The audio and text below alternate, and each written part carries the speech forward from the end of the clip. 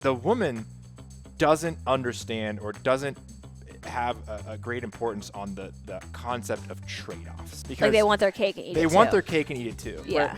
And everyone, all guys, everyone wants their cake and eat it too. Yeah. Like, it's a universal truth. Like, who wouldn't want to do that, Totally. right? But like with guys, I feel like women or men are more rooted in like the reality, the harsh reality of nature. Yeah. 47% of fathers experience weight gain during the third trimester of gestation. That was a study done in 1986. And then most of them report pregnancy symptoms in men, which are thought to be psychosomatic. I'm packing on all my weight from here to here, from my chest to my freaking armpits. Like, and it's just like sticking there. You know the crunch machine in the gym, like in the rec center, WVO?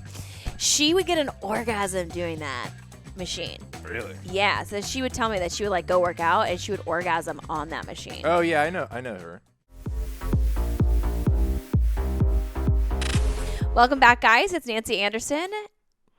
And Max Anderson. I'll leave the intro to you. You're much better at it. Oh, thank you. I mean, yeah. Welcome back to our podcast. We're going to dive in today and just talk about all kinds of stuff. We're going to do live reactions for Wild Wednesday, some things about post-pregnancy hormones and how dad's hormones actually changes when mom is pregnant and kind of why that is. Let's go into Wild Wednesday because it's kind of along the same like sexual theme, and then we'll finish with the other stuff. So we had this is our live Wild Wednesday reaction segment of the show, and this week's topic was things that turn you on but shouldn't. What's something that turns you on, Max, that shouldn't? Oh, that's an easy one. Whenever you're mean to me. Yeah, why? That's weird. I don't know. It's weird. It is weird. It doesn't happen that much, though. Well, that's... It doesn't happen that much, though. Oh, yeah, you're right. No, I mean, it hasn't recently. Well, I'm just like a raging bee. No, it's not like there can't be like actual like substance to it. You know what I mean? So like, I'll like unpack this kink. It's not if I like fucked up. Like if I did something like bad, or I'm like, oh, I feel like regretful and remorseful. Like that's not a turn on. But if you're just being a bitch because of like something you're upset about, you know, and not to sound like you're really upset or I do nothing wrong, but like, you know what I mean? Like if you're with your partner, like usually in our relationship, if you're upset, it's more about something you're dealing with internally than like something I did to you, and vice versa. Yeah. So like, yeah, if you're like angry about something or like rude, I think it's kind of hot. Like, I have pointed that out before, but hearing you actually admit it is like, oh, I need to work on that more because I feel like I haven't been like that recently. Yeah, not recently, but you haven't really been like live into me out at all recently. your kinks. Yeah, but you haven't been really. You've just been like really into like other things recently. Yeah, like having a newborn. Yeah. I don't know, recovering from a C-section. I don't know, guys. Yeah. Being 9 I'm months not pregnant. Attacking you. I'm just Just kidding. You say other things like I like picked up a new hobby. It's like Other thing. I'm not had gonna a list them baby. all. Like. Okay, this is well, I'm trying to think of something that turns me on but shouldn't. And the only one I can really think of is the smell of your armpits. Oh, yeah. Definitely turns me on. Yeah. Still? Isn't that weird? It's actually, I looked this up once and it's a thing. It's like the pheromones that they give off. Like if you're attracted, Bree is basically about to throw up behind the camera right now. She's like gagging behind the camera. Like, you are fucking sick, girl. She says I'm gross. It is gross though, I know, but I do love the smell I of like his your smell armpits. too. You smell like onions. Oh God. Onions. You get a nice You don't have sweat to be going. Descriptive. Onions. It's true. You know it. It's true. You know it. Yeah. I mean, if I let it like marinate for longer than it should. That's what I'm talking. Oh, there you go. It does kind of smell like in and There out. you That's go. my VO. Animal style. Yeah. Animal style. We got some really good ones that the community entered in of things that turn them on but shouldn't. One of the weirdest ones that I think is this one. It says, something that turns me on that shouldn't. Scratching a jellyfish sting. Hopped in the shower immediately and scratched it. I almost orgasmed.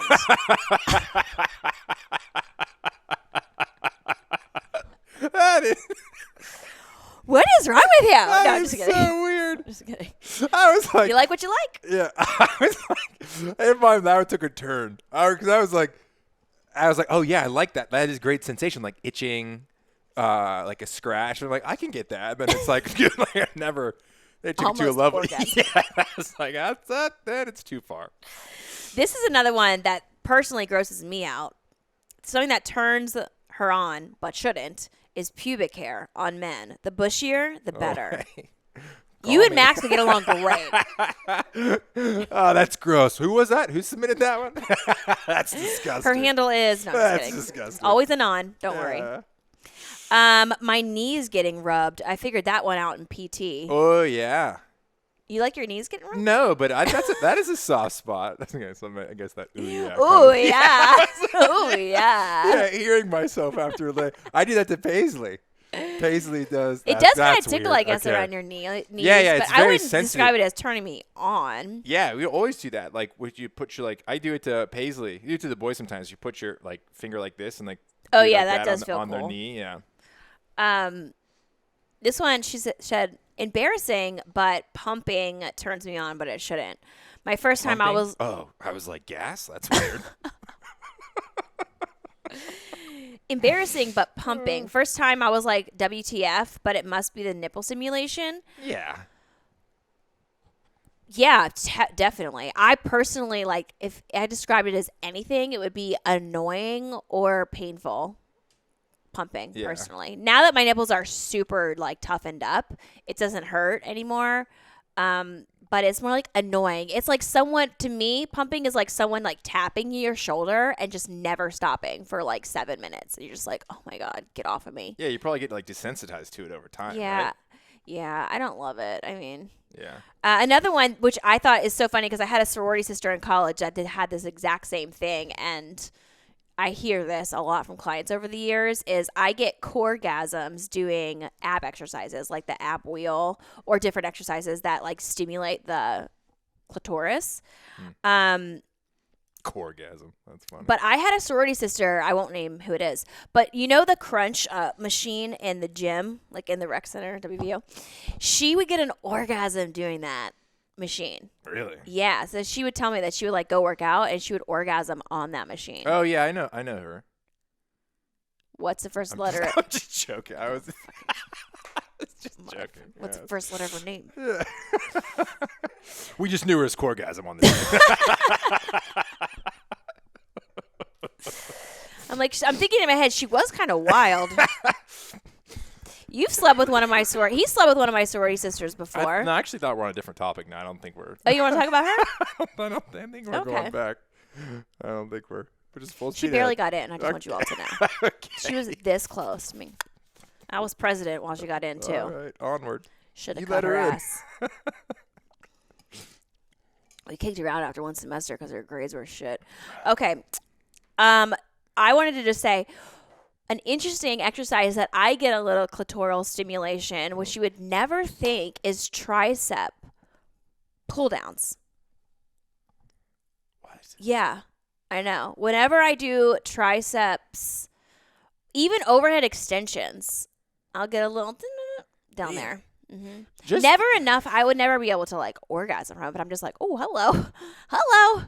And I have not looked up the reasoning for the tricep thing. I would assume there's some sort of a fascia attachment that run all the way down there, but I don't know. I'm not buffed up on my anatomy to know exactly. I mean, the idea of like getting stimulated while working out is just one of the wildest things. Yeah. Like, it's miserable. I don't want to die. I'm like closer to dying than I am like getting off. Like, if that's the spectrum, I'm not even like anywhere near the That's funny. getting your rocks off side. Is of there it. anything Jesus. that you do that gives your peen a little jump? No, I'm getting old. Maybe your testosterone is just a little too low. You know, it's flat. It's high. I mean, that's kind of why I wish I would have tested when I was younger, to see what my normal baseline is. But Well, everyone has their own norm, so you can't really judge it on standard. that's what I mean. range, That yeah. was my point. But no, I mean, nothing really in particular. While pregnant, the smell of tires made me crazy. Like, whoa. that turned you on. Yeah, I get that. Like gasoline, like. But turns you like enjoying something and being that is turned true. on by it is like two different things. Yeah, that is true. Fighting, arguing. Yeah, I get it. Turns her on. Amen. That's Max. You guys share that. Forearms. My husband's forearms. I don't feel like that's that weird. When my husband fluffs the couch pillows, my love language is acts of service. I think that's a turn on too. When someone that really takes initiative around the house. But that should turn you on, I feel like. I feel like that's not like a weird thing. Okay, this one, what turns you on but shouldn't? This trainer at my gym. I'm married, by the way, but not that happily. Isn't there a movie about that where she was pretty unhappy in her marriage and she went to a yoga class? The next thing you know, she was like fucking the yoga instructor. Wasn't that that one that was shot down in Hawaii with Russell Brand? Forgetting Sarah Marshall? Maybe it was Forgetting Sarah Marshall. Was it the dive instructor one? I thought it was the yoga instructor, and he was like putting him in that pose, like. Oh, that's a separate movie. Oh, that's like with Vince Vaughn. Couples Retreat. Yeah, something like that. Yeah. With Vinnie Vaughn. I love Vince Vaughn. Yeah, I get that. I kind of should. Well, I guess I don't have room to talk because I married my freaking trainer. So. Oh yeah. I like being bossed around. Maybe that's my kink. I just like someone bossing me around. So like it's like that friction. Because I hate being bossed around, but I also need someone to boss me around. Okay, we're working it out here, guys. Mm-hmm. It's that friction. Yeah. You know, I said I was your favorite client, but I was also your worst client. Yeah, he was a handful. I was always having to like, all right, Max, like let's go, pick up the dumbbells. Max, you're up. Like why? And then he always question my programming. So like. We would questions. Curious guy. 5:30 in the morning. I got program ready to go. Stations are set up. I'm like, here, we're going to do ba ba ba ba ba ba ba. Then you're going to hit your cardio. You're going to run these suicide drills or like whatever it was that day. And Max was like, well, why do we have to do like the one leg RDL to like step up? And I'm like, because that's the program for today. That's why. And he like would just like, I don't know if you were trying to kill time or like what he was doing, but he would always question me. And he was always, like, fucking around in class, like, making jokes and stuff. But that really turned me on, you know? That definitely did. Thinking about when we first hooked up, there was a lot of sexual tension. We had to work through that for a while. Yeah. That was so funny. I was just thinking about that last night while I was awake at 2 a.m. That the first night that we hooked up after, like, a year of sexual tension buildup when he was my client and I was the trainer, we finally hooked up. And we literally didn't sleep all night. We were hooking up all night long. Like, that sounds exhausting to me right now. Yeah. But we went at it. Yeah. I still remember the smile because you had to go to the office the next day. Yeah. And I still remember the smile on my face. I mean, my like cheeks were hurting because I was like so happy. I remember sitting on Calvin's desk and like he's like, "How was your night?" Because everyone knew, not everyone, but like it wasn't a secret. It's a small company. Like we were at a company party the night before, so everyone was with us and saw us leave, and they're like, "Oh, they finally are hooking up." Yeah, you know? And it's very common for employees to hook up. Like it just at Under Armour. Yeah. It wasn't like. It was like, oh my God. It wasn't like scandalous at all. It was like, oh no. But it was like kind of the big deal. Like it's small company. Everyone knows everyone. Oh yeah. That same night, it was a Christmas party. My boss cheated on her husband with another senior like manager at Under Armour that night. And we were walking to our car. I saw them walking to their car, and they had sexual tension in the gym that I noticed. Yeah. And I was like, oh my God, she's cheating on her. She had 2 kids and a husband, and she was cheated on her husband that night. Yeah. That was wild to me. But yeah. Sorry, back to us. Back to us. What were you saying? Oh yeah, I walked into work the next day, and there were obviously some employees in the gym, and I remember like Lisa was there. Remember Lisa? Oh, yeah. And I was like, dude, I had the best sex of my life last night. It was amazing. I remember just rubbing it in a few people's faces because they were just like, I remember I was talking to the gym and I was like, hey, because I was like trying to get some like bro advice to be like, hey, I think she's into me. Can you like give me a second opinion? And everyone I asked for a second opinion was like, you're an idiot. Like, look at you and then look at her. And I'm like, all right, fine. You're right. That's funny because I feel like we're the same good lookingness or whatever you would call it. Same level of hotness. Yeah, right. I feel like we are. Yeah. Okay. Dude, I look like a Neanderthal. No, Okay, you I don't. live You're by the quote. handsome. I'm way too ugly to be this cocky. That's like all-time line. Like, I'm like, I don't think I'm a bad looking. Like, but I'm definitely not good looking.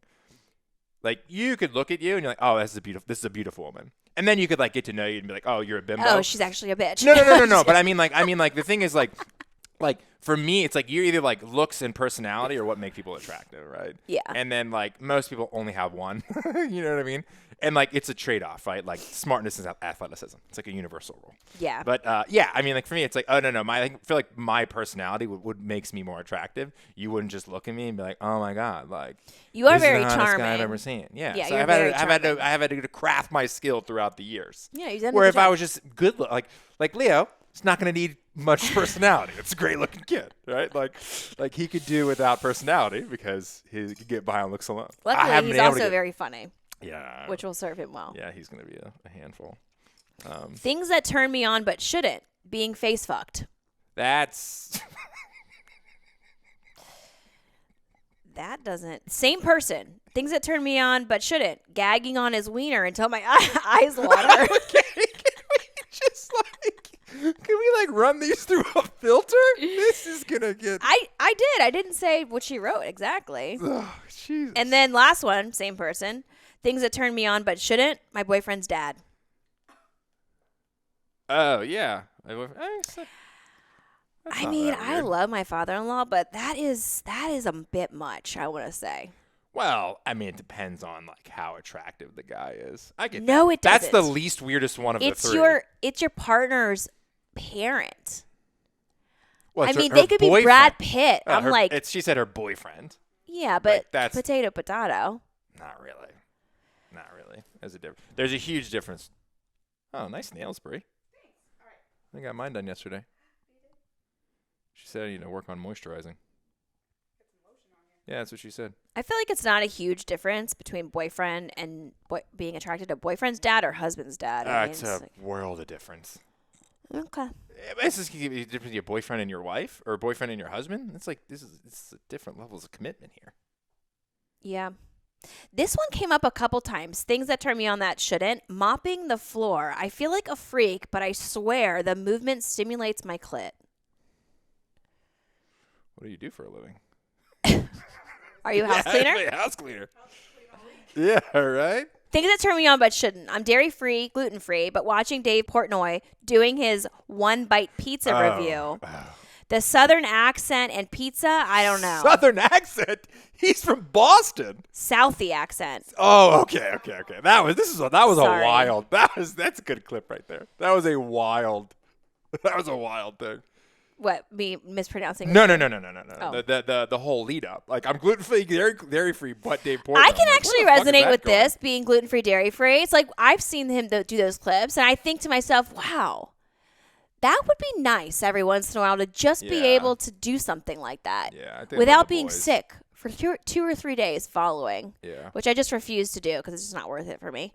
I haven't gotten there yet. There's yeah.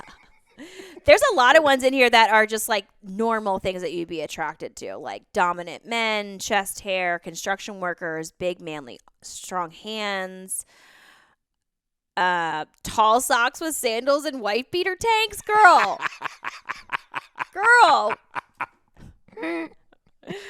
Yeah, you shouldn't be attracted to that. No, just kidding. That's funny. To each their own. Although I'm pretty sure wife beater tanks is not PC in 2023. What do we call them now? Undershirts. Yeah, I always called them wife Undertanks. beaters. Wife beaters. It's a funny name. This is a funny one. Things that turn me on that shouldn't. A guy backing his vehicle into a parking spot and putting his right hand on the back of the passenger seat. Yeah, I mean, what is he driving a car from the 80s? Like, who doesn't have a backup camera now? Like, seriously. That's true. Who does I'm like picturing my dad do that as I'm a kid, and I'm like, I haven't ever seen Max do that, but that's why, because we have a backup camera. Yeah, but like backup cameras have been around for like 20 years. Like, or I don't know, something That's so serious. true. Yeah, like, what are you driving, my guy? That's so true. Yeah. It's like a Speaking of scene. driving, dads driving minivans turn some people on. Oh yeah. Is that why you like driving a van? I feel like I did get a lot of looks in the minivan. Really? Oh yeah. From who? I don't know. I'm not looking, but I feel like I'm getting looks. I feel like because You're it not doesn't. looking, how'd you see it? I feel like because it doesn't match me. Like if you're like, hey, you see this dude, it's like, and you see him out or whatever, it's like, okay, what is he driving? Like hop in a white. Yeah. I was just gonna say that. I would say that if you could peg Max for driving a certain vehicle, it definitely would be a truck. Yeah, Ford F-150. Yeah, a big little West ol' hog Virginia, in. a little West Yeah. Virginia. Lifted. No, that's Lifted. only for guys with small dicks. But oh, you know what's funny? It kind of. You know how it's universal truth. The bigger the car, the smaller the dick. It's just kind of like people who brag about having more sex don't fuck Less anything. sex they Yeah, have. yeah, it's 100%. Studies show. Yeah. This is funny. Another on that topic too. I brought Violet into Blue Bottle one day. I had no short of 3 people comment that like, oh, that's not the type of dog I thought you owned. That's so funny because my dad we have a Shih Tzu, which are like small, little, fluffy, cute dogs. She's probably 10 pounds or whatever. And my dad also had a Shih Tzu. That's how I got introduced to the breed. And he would pick up so many chicks when he had that. He was bet. single. Like, obviously he wasn't like married doing this, but he would pick up a lot of chicks with the dog. And I never asked him, but I often wonder, like, is that why you got a Shih Tzu? Because it was like a chick magnet. A couple other ones that are like, I would say are normal things to be turned on by is getting spanked and getting choked. Max loves to choke me. That is not true. So not true. You would probably beat me up. Light choking is okay. No, that is really. Just kidding. Okay, No, I was gonna that's not say. my thing. I've never got But that. it's a lot of your guys' thing. Never got that read. No, you never choked me. Spanked. I wanted to. Yeah. I've left with welts before. Let's just say you that. deserved it. I kind of am turned on by that. When Max is like aggressive, or he tells me to shut up. Really? Take this, bitch. No. Whoa. The thing is I would actually like that maybe a little bit more in the bedroom. But Max doesn't like doing things that would be considered like degrading in any way to me. Yeah. Because I'm his wife. Yeah.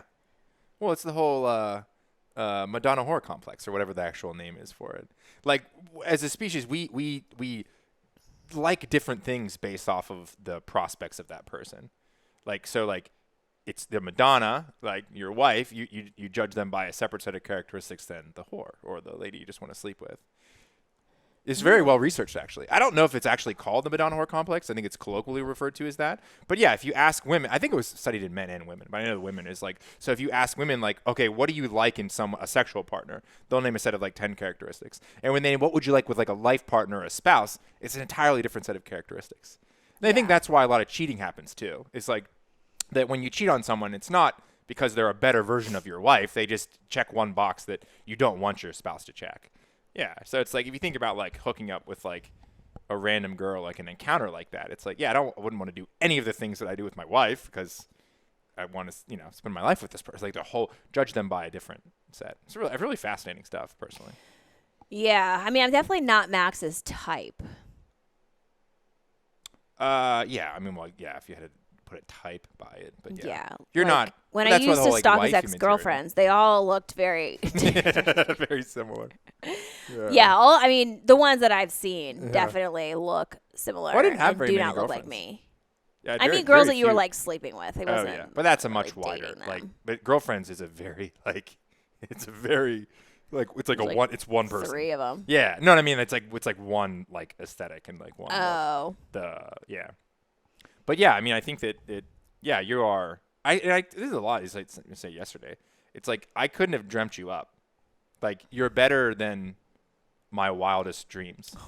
No, seriously. Like it's like one of those things where it's like you can't dream. Like our minds are very expansive, but they're also very limited. Like you know what I mean? We can't think of everything that's out there because there's a lot of options or permutations or combinations. But yeah, I couldn't have built a better partner for myself. Thank you. And I think that's helpful too because you don't have expectations, right? If you have expectations, it's kind of one of the worst things you can have because And this is like where when we started dating, it's like, oh yeah, Nancy's hot as shit. Like you should definitely try to bang her. And that was it. That was like the extent of my thought. I know. And even then, for the most part, I'm like, this is stupid. Let me try to like get some of the other girls in the class who are not nearly as attractive. Did you get any of them? No, but it'd be much easier because it's like, oh, I'll do that and like not like settle, but it's like, oh, I'll just like kind of stick to like, the sure thing. Yeah, like where I can like have a shot because I didn't have a shot with you. Lo and behold, here we are. Yeah, little did you know. Yeah. Well, thank you. But it's I true. agree. I'm not just saying that to. It's genuinely very true. Thank you. I feel the same way. Need someone who puts me in my place once in a while. Not many can. Yeah. Well, but the thing is, like, you have to be willing to be put in your place too. You know what I mean? Like, if you're like we're fighting with somebody, if another woman would have treated me the same way you treat me, I'd just be like, never talk to you again. Not okay. Let me rephrase that. But you know what I mean? Like, I put up with your shit the same way you put up with my shit because I want to, right? So it's a relative thing. You don't like I don't like anyone arguing with me. I like you arguing with me, or I like arguing with you. Yeah. You know what I mean? So it's we don't argue that much though. No. So you know. But arguing, but to me, like arguing is like a like if we you have can imagine discussions. Yeah, but like I like arguing, like discussing things. Like to me, like friction in that is like not where it's not something to be like frowned upon. It's like that's where the magic happens. Yeah. Where you come together, you meet on a point where you disagree with, you have a thoughtful conversation about it, and you move forward. Like. Without like resentment or holding a grudge or the silent treatment or anything like that. And I mean, personally as a parent, I think it's important to sometimes do that in front of our kids so they can see 100%. problem, conflict, and like the resolution. Yep. And like afterwards, like we can come together and hug, and it's like this is part of being in a relationship with anyone, whether it's a friendship or mom and dad or whatever, is brothers. You guys are going to get in an argument sometimes, and like you work through it and you express yourself in like a respectful way, and then you move on. You see, like Dad and I had this discussion, and I didn't agree with him about this, and he didn't agree with me about that, and we talked through it. And he's like, yeah, it took you guys forever, when in reality it was like 15 minutes or something. But like I made a point to be like, this is a healthy relationship that we can voice our opinions and be respected, and then move on, and we're back to like normal, because we discussed it, and now we can kind of go back to business as usual. And I think it's important for me to point that out to the kids once in a while, because I don't want them having like I want them having healthy relationships when they grow up. And I don't think couples that don't fight at all is super healthy, and I don't think obviously couples that fight a lot, but if you can do it in a respectful way, I think it's Yeah, I mean, just to distill it down to life, it's like conflict resolution is one of the most important skills you can possess as an individual. Like, full stop. Totally. Like that is where That's all the way to magic say it. happens. It's where all the magic happens. Like, you can't avoid it, and you can't just like thrive off of it and do it just because.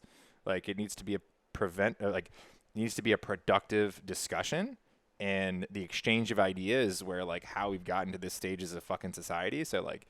It's how we'll get to the next stage. Like I don't know. Yeah. A couple other ones, things that turn me on but shouldn't. This is horrible, but sometimes fat guys. I feel like that's okay if you're into that kind of thing. Yeah. How fat though? That's what you know what I mean? Like, yeah. Dude, oh, great. 600 pounds. I mean, I feel like there's fetishes for that, But at a certain point, you can't like be so fat. Like, you kind of like you can't. How do you perform? Yeah. You know what I mean? Yeah. Like, totally. Yeah. How fat? Are A we booming talking? dad's voice. That Oh, can be yeah. kind of hot, I guess. Booming dad's voice. But speaking of guys being like overweight, That's a good segue. we were talking or Max was talking probably like a week or two ago about, he's trying to lose weight right now because he gained some weight during the pregnancy. Do you want to share how much you gained or? I am, or I don't know what I weigh now. I don't know, I feel like scale's like not the most useful metric, but Yeah. I was like 255. That's the heaviest I've ever been in my life. How long ago was that? 3 weeks ago, 4 weeks ago. Yeah. But you gained, that's about 20 pounds up from where you were pre-pregnancy. Yeah, maybe 25. 25, almost 30. Yeah. So literally we gained the exact same amount of weight during this pregnancy. Wow. But I want to take a moment and say, like, there's a reason for it, because research shows that the dad's hormones change while the mom's hormones change, and she has the pregnancy. So we did a little like looking up of some stuff. Now it's not like greatly researched, so I mean, take it for like what it's my worth. Truth. But it's Max's truth. And it does say that testosterone levels like decrease during pregnancy when the dad's testosterone levels do decrease during the pregnancy to help promote more nurturing and caregiving behaviors, making fathers more responsive to their partner and the baby's needs, which totally makes sense. But it would also make sense that body comp would change if your testosterone is dropping in a man. Well, a woman too. Yeah. I think prolactin's another one, right? Yeah. Okay. Yeah. Which is, primarily associated with breastfeeding moms. But studies have found that the father's prolactin levels can increase during their partner's pregnancy and continue to rise in response to the baby's birth, which might encourage fathers to be more involved in caregiving activities. So it's not your fault that you've had some weight gain. Yeah. I mean, I could also eat way Cortisol, obviously. Yeah, stress is a huge one. Yeah. And cortisol and insulin have a really close relationship, so that's going to affect weight gain. Yeah. 47% of fathers experience weight gain during the third trimester of gestation. That was a study done in 1986. And then most of them report pregnancy symptoms in men, which are thought to be psychosomatic. Wait, what? Like, which are thought to be like it's in your head without a physical or biological basis for the symptoms. But studies show that this can be linked to their body prepping for the demands of taking care of an infant. So maybe there's a link here. Yeah. Body's prepping for interrupted sleep, needing to carry extra weight, aka the baby, etc. Yeah. What do you think about that? You feel your hormones have changed? 1,000%. I think that, yeah. And I think that it's interesting too, because I think it's been universal, and it has been irrespective of like our income level, stress level, like all these other things that have changed over the course of having kids. Yeah. Like for me, it's like I've put on more weight, but I think I've been mentally the most sharp, mentally the most happiest. Like there's been all these other things that have really been improved upon. Like if you look at, with a picture that really does it for me was actually with Leo. I think with Kenzie, you're so naive, like it's so new that like first baby. You're not even smart enough to be depressed, or you're not even smart enough to be you don't know what's aware happening enough to you. be like in the moment. But I remember with Leo, we have that family picture. We should push this as part of the clip. Family picture of the four of us on the couch, and I'm smiling, and you can't even see my eyes. I'm so fat. And I remember like that was the lowest point of my entire life. Like just from a work perspective, because I was bartending, going to school, trying to make it in real estate, and I had nothing to show for it, and I was just so incredibly depressed. And this time, I'm actually none of those things, but I could still feel my body just like, dude. And my composition's changed. Like I've never once had toned arms. I've always, even the strongest even when I was 203, was training with you. I feel like you had toned arms. No, I've never had toned arms. You had nice in my little life. shoulder boulders. No, never. Like, well, at least it's the last thing. Like, yeah, it was that big legs, all these thing. other thing. But now it's like, dude, I'm packing on all my weight from here to here, from my chest to my freaking armpits. Like, and it's just like sticking there. And granted, like I'm not moving. I am because I'm like 3 weeks solid. But I mean, I think it's ultimately, I think it does, but I think it's been compacted or compounded by my inability to like move regularly like you do, and really just maintain a strict diet. I think I would still experience those, not to the degree that I have if I was a little bit tighter. But yeah, I think in a different life, when I cut down to 203, I became like a fitness influencer as well. And I'm like spouting off all this stuff that I don't know, but like that you do. And it's like, you're just fucking clueless. You look at these guys out here who are doing steroids and I'm like, have no stress, no kids, aren't married. I was like, dude, that's easy. Like, to me, it's like that guy who has like, a job or whatever, all these other commitments, and you still prioritize, like you have kids and you're still prioritizing time to work out. Yeah, like that's impressive. inspirational. Yeah. Holy shit. But if you're fucking like basically jobless, childless, whatever it is, like, dude, like, what else? How are you not fit? Like, like, yeah. Like, what's your excuse? Some sort of like mental issue there. Yeah. So, Where you're, like, we all depressed or cope in something. different ways. It's like, but yeah, I mean, like, I'm right now. I mean, I think right now I'm the sharpest I've ever been. So I think I have, a setup with I'm the most self-aware. And Yeah. that's, I think, what it comes down to is like, I'm like, okay, I can't work out on my own until I go to rack. It's great for my mood, great for every single thing. It really is amazing. I was talking with a trainer yesterday how counterintuitive it is that if you expend more energy, you have more energy. Yeah. It sounds like the dumbest thing you've ever heard of. Like, but I think it goes back to that like hormone management thing. Dude, it's crazy. Through like lifestyle. Yeah, I think fitness will help you regulate. I mean, it'll help regulate. I mean, it's just amazing the benefits of moving. Yeah. Like, There's a recent study that just came out that says exercise was shown to be more powerful than antidepressant medication prescription. I 100% believe that.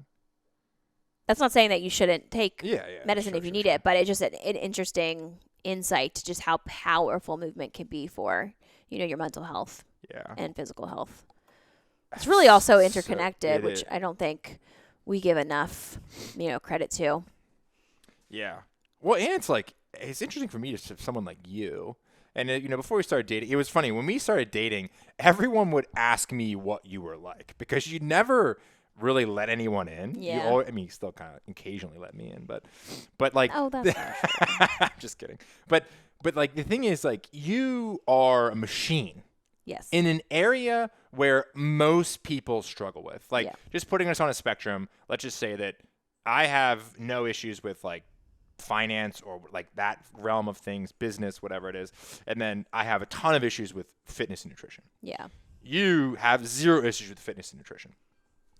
And that's an area that I think more people struggle with. Oh, yeah. Like, and they look at you like you're just a machine, you're a freak of nature, you're an alien, you're all these things. And it's really wild to me to kind of have watched you over these, like, at this point, like fucking 10, 12 years, unwavering in your commitment to moving yourself, prioritizing your thing. And like, to be clear, you still have a lot of problems. Like, just to say what I do. It's just one thing that you don't struggle with that most people struggle with, and allows you to kind of focus on your other demons. I think that's the biggest thing, is it'll allow you to focus on the things that really you struggle with. Yeah. I mean, we all have our thing, you know what I mean? Everyone has and their it's like, thing. I hope that I can be like inspiring to people that watch my lifestyle choices when it comes to nutrition and fitness, because one, that's my job. That's why I'm here, to like help people. Yeah. And two, know that, like, don't compare yourself to me, because one, this is my career, and two, this is not an area that I struggle in. Now, to be fair, I do wake up, often where I'm like, I don't feel like working out today, but I have the discipline to still get out of bed and go down there and work out, or go to the gym and work out. And I might be bitching to myself the whole workout, but I will still do it, and I will still perform at a high level for my fitness level.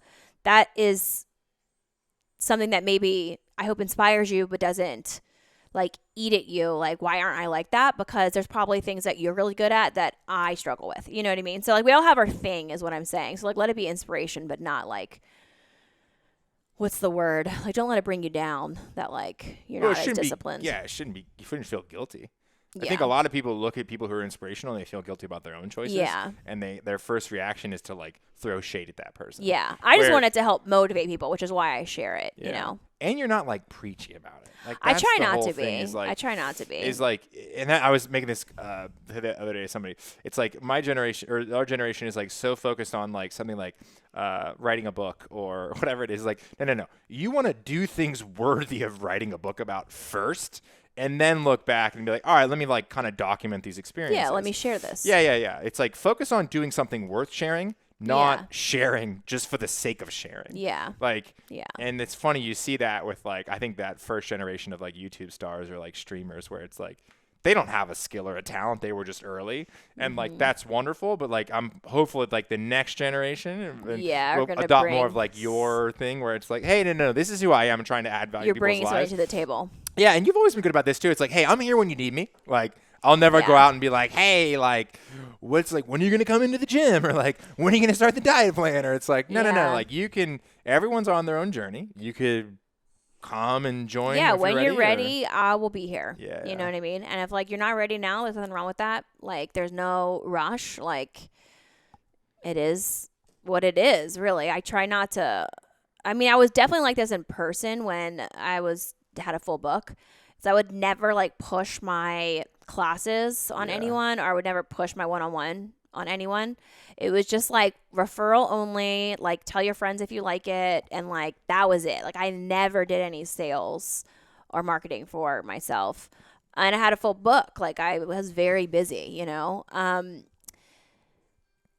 online it's a little bit like different because we have to like market, but I was like every morning I wake up and there's a bunch of notifications of reviews that we get from Move Your Bump or Birth Recovery Center, and 99% of the time it's like 5-star review, and I could hammer social media all day long with reviews that we get and comments that we get or DMs that we get. Like I have this benefit, but I just almost feel awkward doing that because I feel like I'm like constantly bragging about my own stuff. Yeah.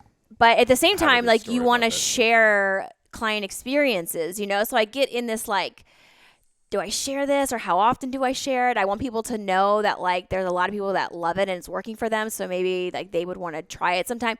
But I don't know. I always like internally fight because I'll screenshot things all the time. I'll be like, I'm going to post this today. And I just never post it. And I'm like, I just feel weird posting it. I feel like I'm bragging and I don't like that feeling. I have a funny story about that. Remember when we were at Whole Foods? I don't think we had kids Oh, yet. yeah. But we were like we were at Whole Foods shopping, and this one lady, and we needed money. Like we came out here and we were like, it was before I was training in person at gyms, at people's private homes, and doing classes at studios and like headquarters of different like businesses and stuff. I did all kinds of stuff. hustling. Like I was working at least 80 hours a week. I mean, running all day long, 14-hour days sometimes, Yeah. It's funny to think back about like how, so we were in Whole Foods, which was when we moved here, a big deal. Like we didn't shop at the Whole Foods wasn't around. We didn't shop at Whole Foods. Well, growing Baltimore. Up. Well, yeah, growing up. Yeah. Yeah. I mean, like, was there one in Baltimore? Yeah. Harbor Where? East. Harbor East. I'll go there for lunch almost Oh, every day. that's right. That was kind of out of the way. But Yeah. yeah, you're right. So like we're doing this stuff, and it was a big culture shock when we first moved here. Oh, Like, yeah. Baltimore to It's so Orange much County. nicer It's here. like, dude, it's a huge difference, and it's so expensive out here. Yeah. And we're like hustling, like rubbing 2 pennies together to make a nickel, and we were at Whole Foods in the line, and this lady stopped you, and she was a good-looking, like you can tell Mom. she had money, and she was like, "Oh my God, I love your body." And she's your like, arms are she's just like, like, yeah, oh, it's just so goals. great. And she's like, what is your secret? And you're like, well, I'm a trainer, like, I love XYZ, blah, blah, blah, blah. She's like, oh my gosh, like I work out with my trainer and like, she's not working. And like, I would just love to look like you. And like, I'm just sitting there watching you guys talk and you're like, yeah, well, it's like, you just got to find the right person and stick with it and, have a great day. And I was like, and she walked away. I was like, Nancy, what the fuck are you doing? I was like, she just like literally just Give her was your like, card. Yeah, I was like, how do you not have like I'm a like, pitch or like, hey, she's like literally throwing at you herself for business, and you're just like, She's like, I want to be your cool, client. like, Just take yeah, this yeah. ticket. And I'm like, okay, have a nice day. Yeah. I I was just like, felt weird being like, well, but I can help you. Yeah, you know. but that's how you are. It's like you are going to be who you are, regardless of whatever kind of external stimuli Yeah. comes your way. Yeah. And that to me is expiring because a lot of people would struggle with that. They are more shaped by the environment around them than they are shaping the environment around them. Totally. And that's inspiring. But like at what age or what point do you look like you're like, oh, because the thing is this, it's easy to say, oh, it's just who you are. But it's like, that's not the whole truth because you struggle with it. You know what I mean? Like you're saying, like you don't want to. People that are committed like you just imagine them waking up at 5 a.m. every morning and being like, oh, huge smile on their face, being like, oh my God, this is great. Like I want to work out for an hour, and you never want to sleep in. But like, at what point did you make the decision, like, oh, this is undeniably like who I'm going to be? Like, can you trace it back to like a certain like time or point? Oh, for sure. I mean, well, it goes back to like the story of why I quit everything and went back and got my master's in kinesiology and decided I was going to do this like full time because it was a part-time thing that was like a hobby plus it was a part-time gig, but I also had a full-time gig doing something else. But after when my dad died, he died when I was 20 and I was barely 20. I just turned 20 and I went down like a really bad path. And at the time I was working in gyms, but just part-time for fun. And I started running one day because I was just like so depressed, obviously. And I noticed I was having like these emotional releases as I would run, and I started like kind of like linking like my health, like my emotional and mental health to my physical movement. And the more I ran, the more I did, the more like healed I felt like I was becoming. Like I was able to grieve his death a little bit better. So I kept running and running and running, and then I decided I'm going to do a race. Like I'm going to do a half marathon. So I trained for this half marathon, and running my first half marathon, it was like something came. I've told this story, I think, before, but while I was about to cross the finish line of my first half marathon, it was like a spiritual like event where like I it's like emotional for me to think back on because it was so real to me. But like I heard his voice, my dad's voice, in my head, and he said, edit this part out. Don't edit this part out. He said, like, as I was crossing the finish line, like, this is what you're supposed to be doing. Like, show the power of this to other people. And I just started like crying. And it was like a light bulb. And I was like, oh my God, like, this is it. Like, this is what I'm supposed to be doing. Like, I'm not supposed to be trying to do X, Y, and Z. This other stuff that I was like thinking of is like, this is my purpose. So I like decided right then and there I was going to go back to school and get my master's in kinesiology because I thought no one would really take me seriously unless I had a really good degree in this, because I always thought personal trainers were like dismissed as being like, oh, just like this fit person that decided they were going to start training people. So I was like, I want people to take me seriously, so I'm going to go back and get a master's of science in it. And that's when I did it. And then I started like working under other people as like they were my mentors in nutrition and in kinesiology in the gym. And then I went back and it took me a while to get a full book to go full time, but that was the moment. That was the moment. But if you're 20, that would have been 18 years ago. Yeah. Right. I've been fully in the industry for 18 years, but for 2 years before that, I was still working in a gym, like at West Virginia. Yeah. Like as a part-time like gig, you know, because I just liked it. You know, I started gaining weight in high school when I was going to college, and I didn't like the weight gain. I got up to like 125 when usually I'm like 110. And I was like, this is not cute, you know? So then I started like counting calories and working out at the rec center. And then I was like, let me just get a job here. And then I started working with Heath, who was like our like coordinator for the rec center. I don't even remember him, but he would teach me about like body composition. I just started like learning stuff from him, but my goal was just to lose weight. Like I wasn't like, oh, I'm going to do this for like a living or anything. It was just kind of like fun and interesting to learn about and manipulate my own body to like get to a certain goal. So I started doing that, but I realized how powerful it was, where I was like, I will never not work out, is when I started running and realizing like how much it impacted my mental health. And then during that half marathon was when the moment I was like, I have to quit everything else I'm doing, and this is what I need to do with my life. And I was like, I don't know how I'm gonna do it, because I was Googling like how much a personal trainer makes, and it was like $24,000 a year. And I was like, I don't know how I'm gonna afford this, but I have to do it. I gotta find a way.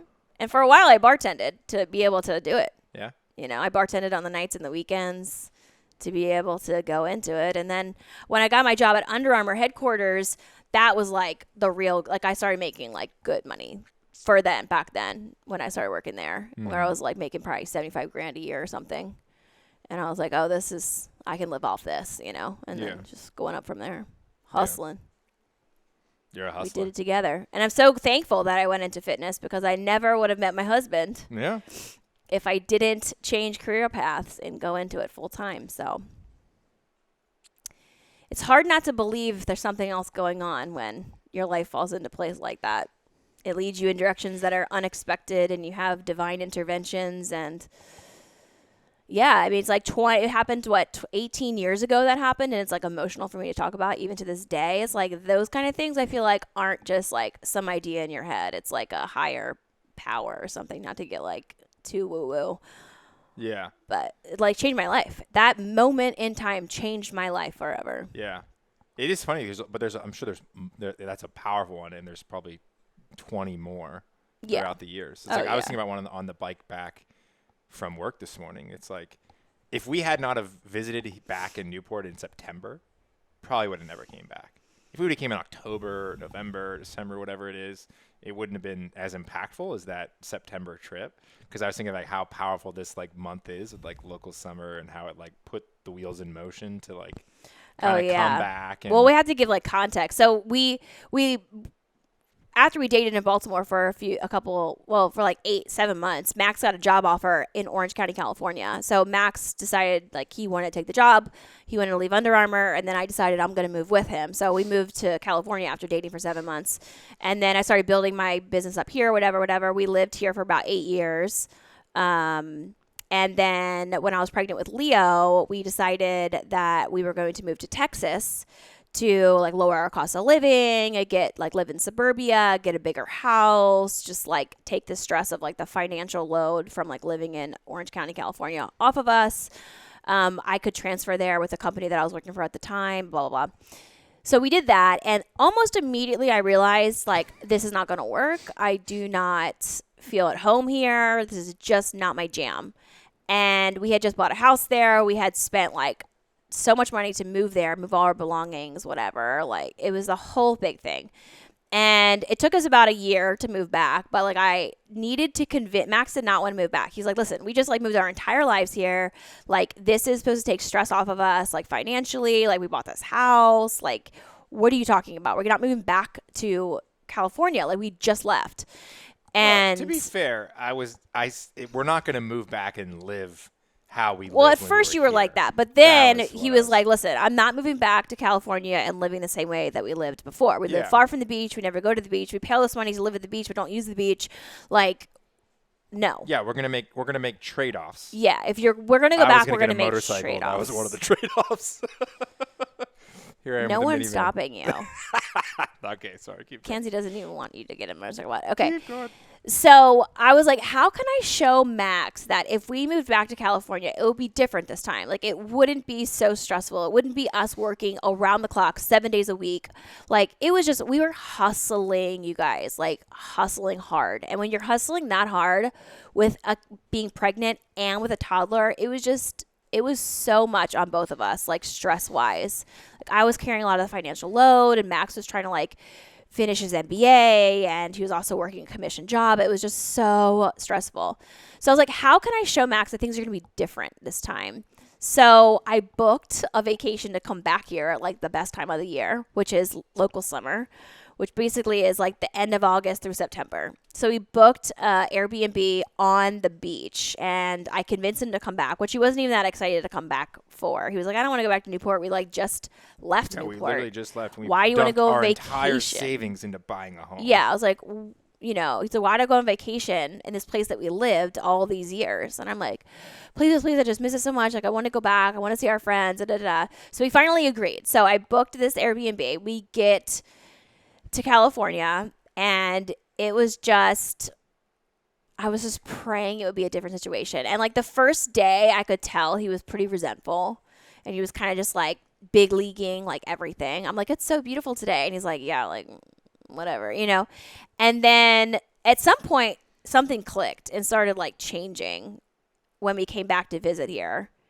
And what was it? Do you remember? Yeah, I do. I would sit outside on the patio every night. I was drinking at the time, so I would just have a few beers by myself, and I'd invite some guys over one night. The Davies over, and I was talking with them. I was listening to the waves crafts and just like think, and just like I love to think, and I was just like kind of like just over that point. It was very therapeutic for me just to sit out there, listen to the waves, you know, have a few beers, and just like just be alone in my thoughts for a while, and just kind of adjust, my mindset, because I am very opinionated, but I'm never married to my opinions. Yeah. So, I was kind of like, all right, like find a way. And like, as you look at the way that we operate is that we don't expect anyone to do anything for us. If you want something done, you're going to have to do it. Like if you want something done, give it to a busy person, right? Yeah. Like, so it's like, all right, if she wants to move back, and this is something we not argue about in marriage, is like, I think, and this is maybe for husbands out there too. I think if I could boil down a lot of frustrations in marriages, that the woman, and this is a generalization, the woman doesn't understand or doesn't have a great importance on the concept of trade-offs, right? because they want their cake and eat it too. They want their cake and eat it too. Yeah. And everyone, all guys, everyone wants their cake and eat it too. Yeah. Like, it's a universal truth. Like, who wouldn't want to do that, Totally. right? But like with guys, I think like women are men are more rooted in like the reality, the harsh reality of nature. Yeah. Whereas They're realistic. Yeah. So it's where it's like, all right, like Nancy, like I too want to live at the beach. You know, like who wouldn't want to live at the beach, right? Like I too want to do it. But if we are going to do this, here are all the other sacrifices that we're going to have to make. And for me, it's like I think it's helpful, guys, to frame that way and women just need to understand that those are the variables, right? Like, and I think those are the things like, okay, if you want this, then you have to be okay with all these other things, right? Yeah, it's and true. you can't be like, hey, I want to move to the beach and I want to drive this nice car And I I want want to a do all new these house. things. It's like, fuck, come on, dude. Like Yeah. what? Like I want those things too, But it's but I not also, realistic. it's like, what also realistic is like, you're not going to get there without some hard work, pain, suffering, whatever it is, right? You can get lucky, sure. Everyone gets lucky, right? You can't control luck. And I was thinking about this today with the boys. It's like they will grow up not seeing that side of our lives, Yeah. which I think is kind of interesting, right? They haven't seen all the hard work and all the failure that's gone in for us to get to this point. Yeah. They'll just know it as like, I forget what made me think of that too. It's like someone was asking their kid like, oh, what does your dad do? They have no clue. They have no clue how to conceptualize what we do for a living. I asked You're for like- Father's Day, I asked our boys what Max did for a living, and Leo said he takes out the trash. I know. It's funny, right? It goes back to that quote that the only people that are going And to then remember they you told worked me that late I and- shoot podcasts. Oh, That's yeah. what I do for a living. Yeah. Well, Kenzie knew that I do fitness, but Leo was like, "You shoot the podcast?" Yeah. I'm like, Someone asked me yesterday on a lunch. They were like, "What did your dad do before he owned Annie Ann's?" I couldn't tell him. "Yeah, what did he do?" I don't know.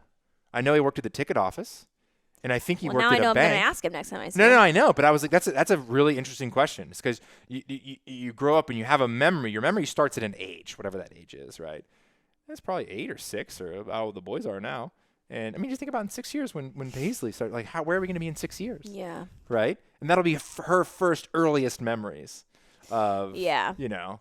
It is kind boat of on wild Lake to think Mead. about. I don't know. I know. Yeah, no, it is crazy. But yeah, so like, you know, long story long, I showed him what life could be like here that was not as stressful and was a lot more about living our lifestyle the way we wanted to live it instead of living, you know, just to work, which is essentially what we were doing. Yeah. And I made a lot of sacrifices. We sold everything we had. We rented furnished like apartments to like kind of get started on back here. That were on the beach, and I don't regret it at all. It was so worth all those sacrifices. Like the car sacrifice, everything was worth it to me. Yeah, space is a big. I mean, you just trade off. You give up space, you give up a yard, you give up privacy, you give up like a lot of things to live at the beach. But this is the kind of lifestyle that makes me happy. Like I was really depressed living the way that, you know, in like suburbia where it's just like no one's outside. There's not like a community, like the weather. It just was not for me. Yeah. But this isn't for a lot of other people. So just, you know, whatever. Yeah, I think the space trade-off is one that a lot of people are Won't like, make. Yeah. yeah. But I realized, like, you know, when we moved to Texas, we had a big house and we didn't use it. Yeah. Like we used the first floor and like that was it.